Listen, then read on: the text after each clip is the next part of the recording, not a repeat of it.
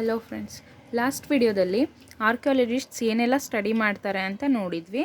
Next ಸೆಕ್ಷನಲ್ಲಿ ಅವ್ರು ಇನ್ನೂ ಏನೆಲ್ಲ ಅನ್ವೇಷಣೆ ಮಾಡ್ತಾರೆ ಅಂತ ಈ ವಿಡಿಯೋದಲ್ಲಿ ನೋಡೋಣ. Archaeologists also look for bones of animals, birds and fish to find out what people ate in the past. ಅಂದರೆ ಆರ್ಕಿಯಾಲಜಿಸ್ಟ್ಸು ಪ್ಲ್ಯಾಂಟ್ ರಿಮೈನ್ಸು ಮತ್ತು ಬರ್ಡ್ ರಿಮೈನ್ಸು ಮತ್ತು ಅದ್ರದ್ದು ಬೋನ್ಸ್, ಫಾರ್ ಎಕ್ಸಾಂಪಲ್ ಅವರು ಮೇಕೆ ತಿಂತಾಯಿದ್ರು ಅಂದರೆ ಅವ್ರು ಅದನ್ನು ಸಾಕಿರ್ತಾರೆ ಅಥವಾ ಅದನ್ನು ತಿಂದಿದ್ರು, ಅದ್ರದ್ದು ಕಟ್ ಮಾಡಿದರೆ ಆ ಬೋನ್ಸ್ ಕಟ್ಟಾಗಿರೋ ಬೋನ್ಸು ಅದ್ರದ್ದೆಲ್ಲ ಅವರಿಗೆ ಕುರುಹುಗಳು ಸಿಗುತ್ತಲ್ಲ, ಅದರಿಂದ ಅವ್ರು ಫೈಂಡ್ ಔಟ್ ಮಾಡ್ತಿದ್ರು what people ate in the past ಅಂತ. Next plant remains survive far more rarely if seeds of grain or pieces of wood have been burned they survive in a charred form. ಮತ್ತು ಏನಂದರೆ ಅವ್ರೇನಾದರೂ grains ಅಂದರೆ ಈಗ wheat ಅಥವಾ ರಾಗಿ, ಜೋಳ, ಅಕ್ಕಿ ಈ ಥರದ್ದು ಏನಾದರೂ ತಿಂದಿದ್ರೆ ಅವರು ಅದನ್ನು ಸಪೋಸ್ ಅಕಸ್ಮಾತ್ ಅದೇನಾದರೂ ಬರ್ನ್ ಆಗಿ ಸುಟ್ಟೋಗಿದ್ದು ಅದ್ರ ರಿಮೈನ್ಸ್ ಏನಾದರೂ ಸಿಕ್ಕಿದರೆ ಅದು ಆರ್ಕಿಯಾಲಜಿಗೆ ಸಿಕ್ಕಿದಾಗ ಅವರು ದೇ ವಿಲ್ ಥಿಂಕ್ ಅಂದರೆ ಅವ್ರು ಅನ್ಕೋತಾರೆ ಆವಾಗ ಆ ಜನಗಳು ಅದನ್ನು ತಿಂತಾಯಿದ್ರು ಅಥವಾ ಬಳಸ್ತಾಯಿದ್ರು ಅಂತ ಗೊತ್ತಾಗುತ್ತೆ. Next, do you think cloth is found frequently by archaeologists? ಬಟ್ಟೆನೂ ಸಿಕ್ಕಿತ್ತು ಅಂತ ನಾವು ಯೋಚನೆ ಮಾಡ್ಬೋದಾ ಅಂತ ಕೇಳ್ತಿದ್ದಾರೆ. Historians, that is scholars who study the past, often use the word source to refer to the information found from manuscripts, inscriptions and archaeology. ಇವಾಗ ಆರ್ಕಿಯಾಲಜಿಸ್ಟ್ಸ್ ಬಗ್ಗೆ ಆಯಿತು. ಈಗ ಹಿಸ್ಟೋರಿಯನ್ಸ್ ಬಗ್ಗೆ ಏನು ಹೇಳ್ತಿದ್ದಾರೆ ಅಂದರೆ ಅವರು ಪಾಸ್ಟ್ ಬಗ್ಗೆ ಅಂದರೆ ಪುರಾತನ ಕಾಲದಲ್ಲಿ ನಡೆದಿದ್ದನ್ನು ಅವರು ತಿಳ್ಕೋತಾರೆ.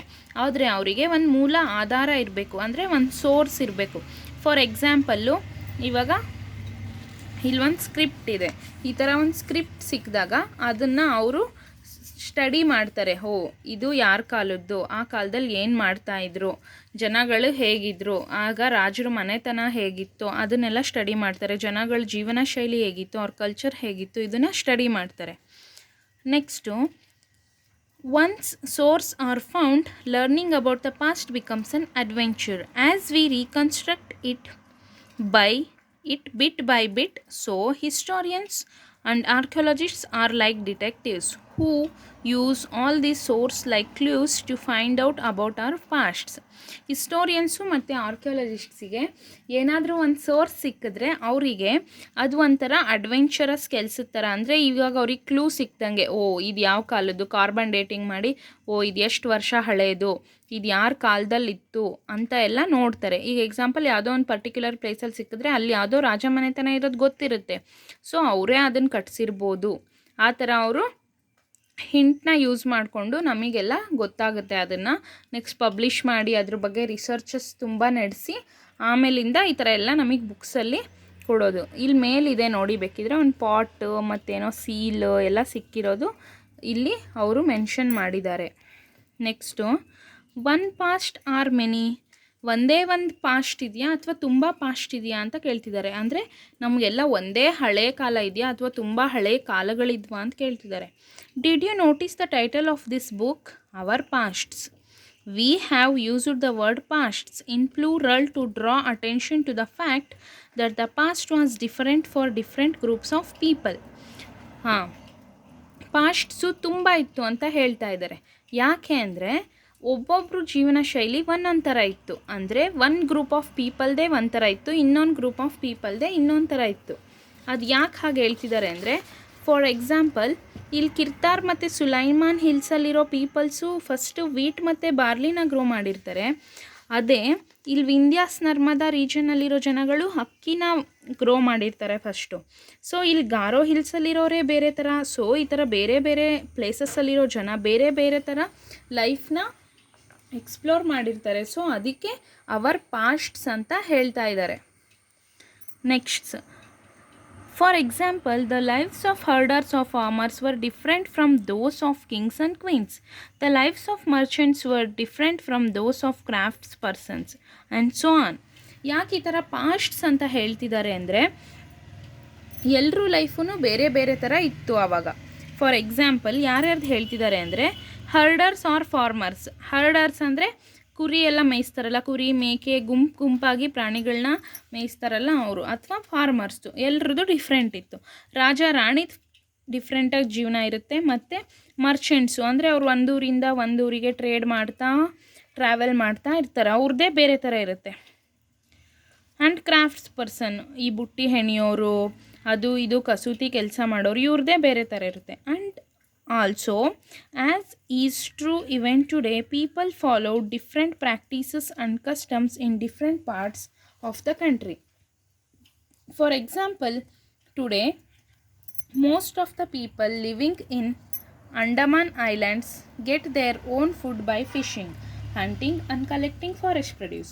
ಅವ್ರು ಹೇಳ್ತಿದ್ದಾರೆ, ಅವಾಗ ಮಾತ್ರ ಅಲ್ಲ, ಇವತ್ತು ಕೂಡ ಡಿಫ್ರೆಂಟ್ ಪಾರ್ಟ್ಸ್ ಆಫ್ ದಿ ಕಂಟ್ರಿಯಲ್ಲಿರೋ ಜನ ಡಿಫ್ರೆಂಟ್ ಫುಡ್ ಸ್ಟೈಲ್ ಆಗಿರ್ಬೋದು, ಕಲ್ಚರ್ನ ಫಾಲೋ ಮಾಡ್ತಿದ್ದಾರೆ.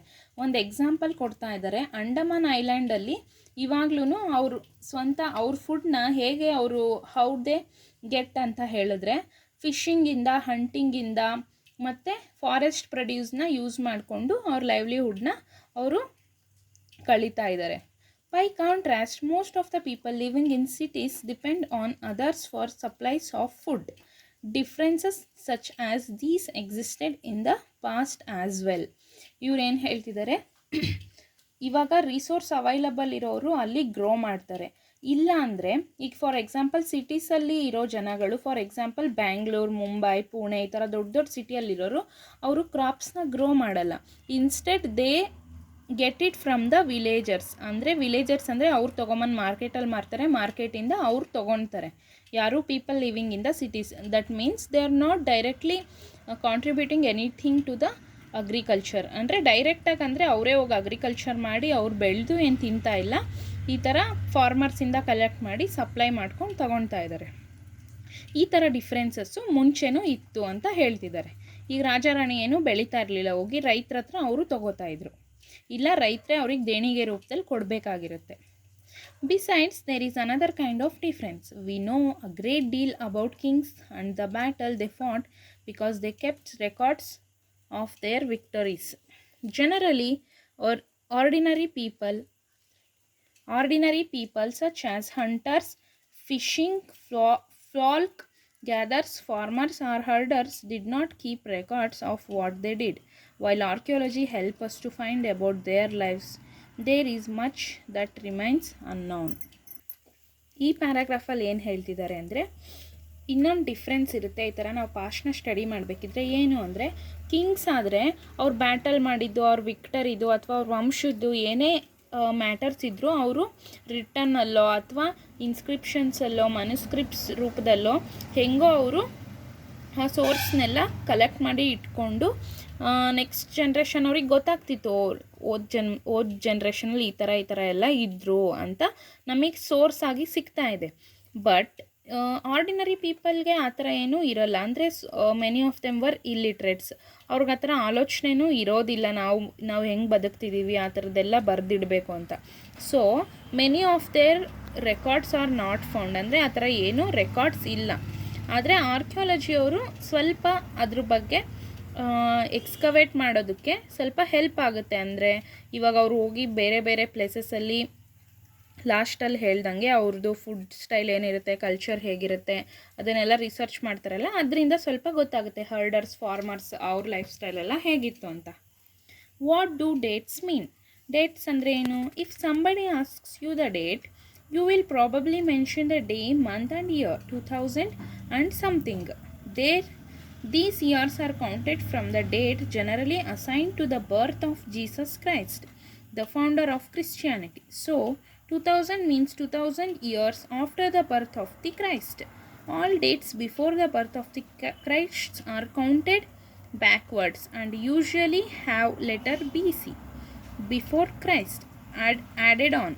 In this book we will refer to dates going back from the present using 2000 as our starting point.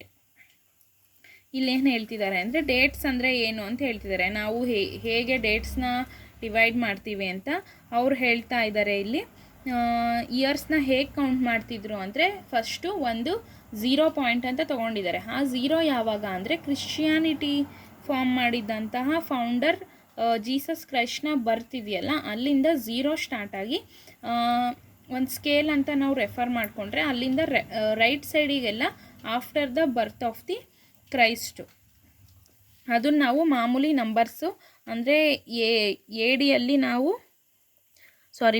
B ಸಿಯಲ್ಲಿ ನಾವು ಬಿಫೋರ್ ಕ್ರೈಸ್ಟ್ ಅನ್ನೋದನ್ನ ಫಾಲೋ ಮಾಡ್ತೀವಿ. ನೆಕ್ಸ್ಟು ಜೀಸಸ್ ಆದಮೇಲೆ ಹುಟ್ಟಿರೋದು ಮಾಮೂಲಿ ಇವಾಗ 1600 1500 ಆ ಥರ. ಇವಾಗ ನಾವು 2024 ಇದೀವಲ್ಲ ಇದೂ ಅಷ್ಟೇ, ಇದು ಕ್ರೈಸ್ಟ್ ಹುಟ್ಟಿದ ಆದಮೇಲೆ 2024 ಇಯರ್ಸ್ ಆಗಿದೆ ಅಂತ ರೆಫರ್ ಮಾಡುತ್ತೆ. ನಾನು ಇದು ನಿಮಗೊಂದು ಸ್ಕೇಲಲ್ಲಿ ತೋರಿಸ್ತೀನಿ.